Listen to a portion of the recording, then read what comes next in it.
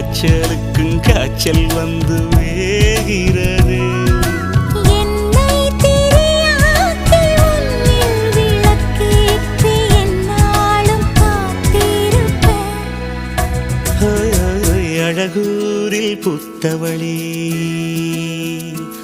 என்னை அடியோடு சாய்த்தவளே.